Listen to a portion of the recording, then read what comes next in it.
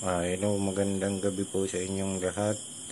Meron na naman tayong bagong i-upload na tutorial sa motorcycle wiring.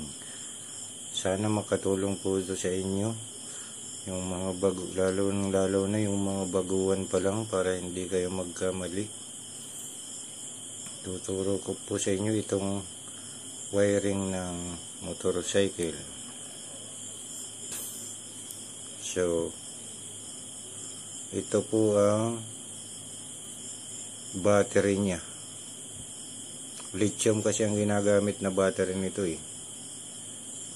Ang kulay pula na yan na diretso dito, meron siyang fuse. Diretso po siya ng regulator. Ayan yung sa regulator, kulay pula. Para maano nyo, medyo laki-lakihan natin ito. Ayun po, fuse. 7 amps fuse. Tapos, dumiretso po siya dito sa may,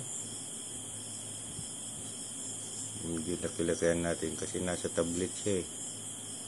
Yan yung rectifier regulator niya. Galing siya dito sa may battery, lithium battery. Dumiretso siya dyan, meron siyang fuse. Tapos dumiretso siya ng regulator. Tapos meron namang papuntang susi siya.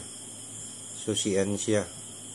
Ito yung main switch, ignition switch ang tawag ito pag sinusian mo.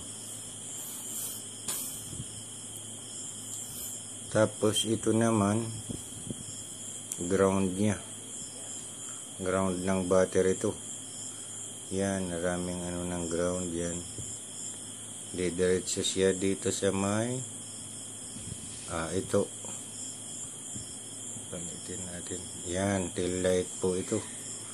Ito yung tail light, ground ng tail light. Galing siya ng battery at pumunta siya dito yung mga ground. Merong ground siya sa CDI. Ito po yung CDI. Itong I-lugs po ito. Papunta to sa may body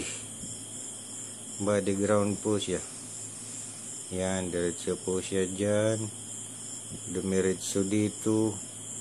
Yan, merong ground din yung ignition coil niya. Diretso siya doon sa may regulator rectifier. Yan yung mga green na yan, alos magkakabit lahat po sila ng mga green. Yan, dumiretso siya dito sa may susian, meron din siyang green. Itong sa susian naman dito, pag nagdikit, pag iklinus mo yung ano, magdidikit itong ground. Saka ito po yung kill switch niya. Ayan o.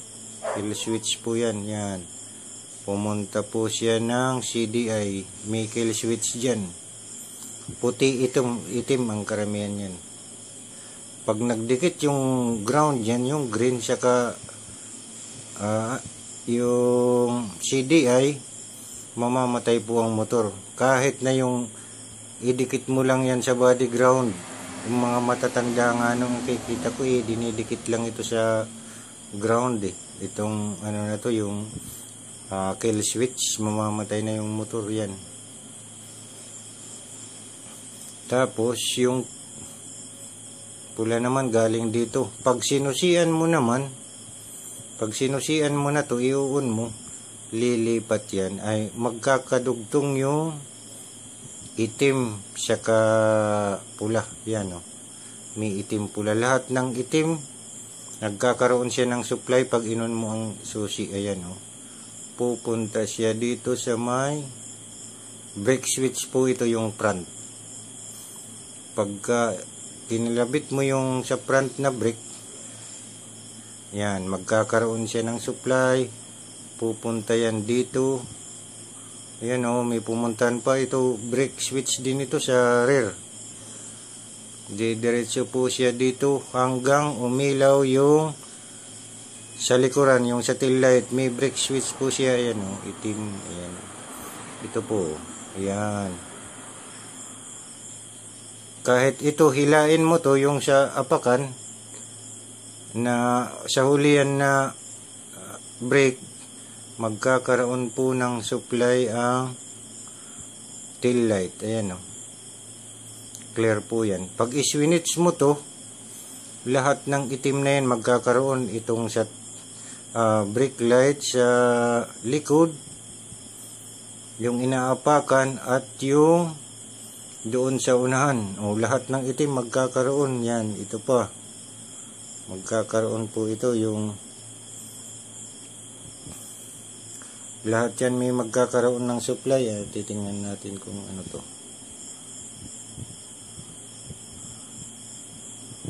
Ito po neutral. Neutral. Ito naman neutral ito. Pag naka-on siya, magkakaroon siya ng line. Itong ground na to, diretso po dito yan sa may neutral switch. Ayan pumunta dito. Ground yan.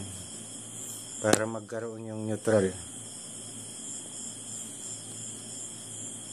Clear po yan Tapos magkakaroon din ng supply yung tachometer. Ayun tachometer LCD siya o speedometer. Magkakaroon siya ng supply mag-iilaw na siya. Ayan. Tapos may ground siya. Ayan green. Nakakunik din itong headlight niya. Ayan yung headlight, yung dilaw. Ang dilaw na yan, dumiretso yan dito sa regulator. Ayan At dumiretso siya dito sa may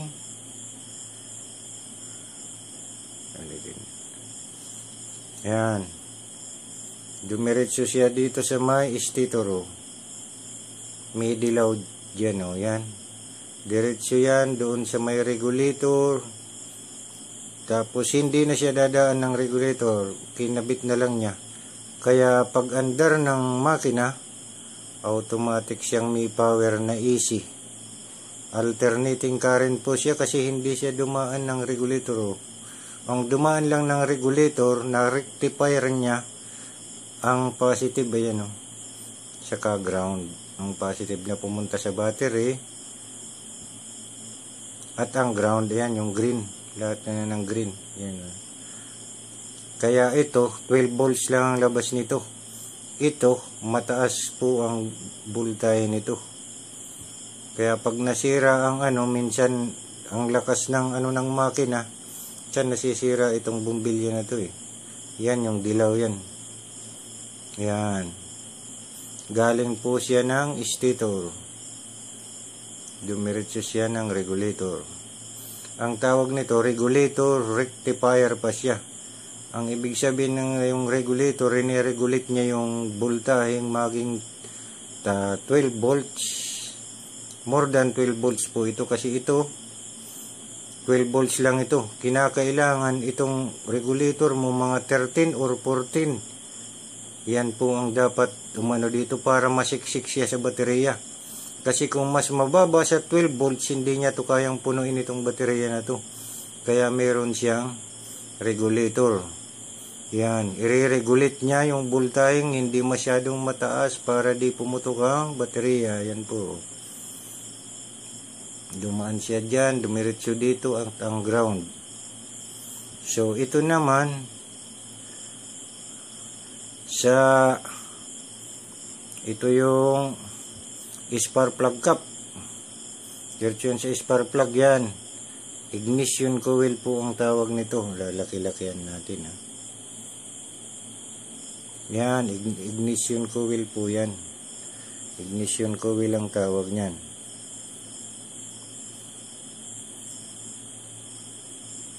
Yan, meron din siya doon sa may susian. Ayun yung susian po. Yung susian Pag susi niya, magkakaroon ito pala yung ano, hindi siya may susian pala, sorry. Ayan, oh. Dito yung isa niyan ground. Ground yan yung green. Tapos may itim naman siyang pumunta dito sa may CDI. Yan, oh. Itim niya pumunta sa may CDI. Yan, itim may pumunta sa may CDI siya.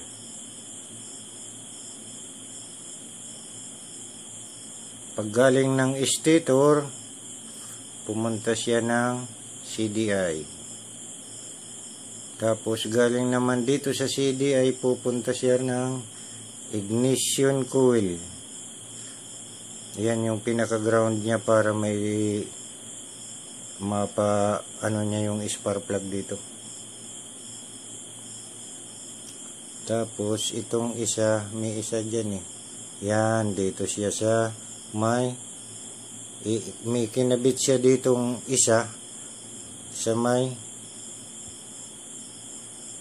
tachometer o speedometer. Kasi ito digital ito eh.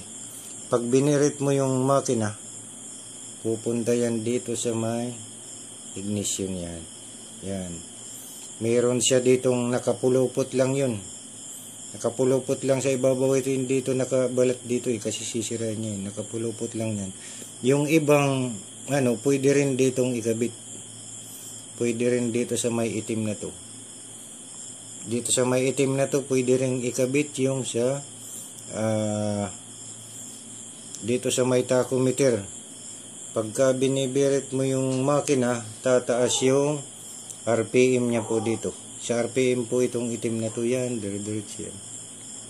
Yan, dire-diretso hanggang dito po yan, ang RPM na yan, oh. Ayan, oh. Sa RPM po siya, oh, diretso siya dito. Yung iba niyan na RPM, dito nakakabit sa may itim. Pwede naman dito yan, nakapulapot lang yan, eh. Ano pa? So, ito, kompleto na po. Meron na tayong headlight, neutral switch, ayan ha, tachometer o speedometer, LCD. Ayun po yung brake light nya. Doon po yung brake light. Oh, ayan na. Alitan natin para ma-screenshot nyo. Yan na lang po. I-screenshot nyo na lang o tingnan nyo na lang. Pigpalaki nyo na lang sa cellphone nyo. Maraming salamat po sa inyong lahat. Sana mayroon po kayong kaunting natutunan dito sa i-upload ko. Sana po yung hindi pa nakakapag-subscribe, mag-subscribe po kung nagustuhan nyo po itong video na to. At saka pakiclick na lang po yung kampana para updated kayo sa mga bagong upload na dadating. Maraming salamat po sa inyo. Sana po nakatulong kahit kaunti. God bless po sa inyong lahat. Thank you po.